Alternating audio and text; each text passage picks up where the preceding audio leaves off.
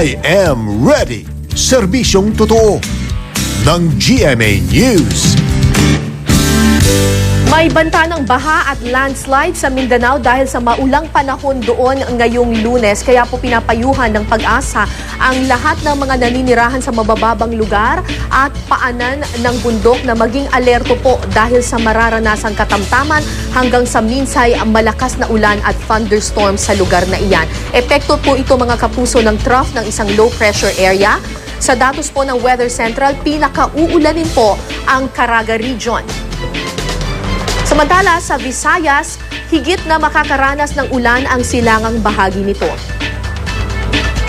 Habang sa Luzon naman, mataas ang tsansa ng ulan sa Aurora at Quezon provinces, sa Bicol Region at ganun din po sa Northern Luzon.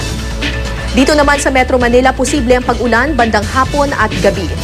Naglabas ng gale warning ang Pag-asa sa mga dagat sakop ng Northern at Eastern Seaboards ng Luzon at maging sa Eastern Seaboard ng Visayas. Pinapayuhan po mga kapuso yung mga mangingisda at may maliliit na sasakyang pandagat na iwasan po muna pumalaot o maglayog dahil sa posibleng matataas na alon sa mga nabanggit na baybayin.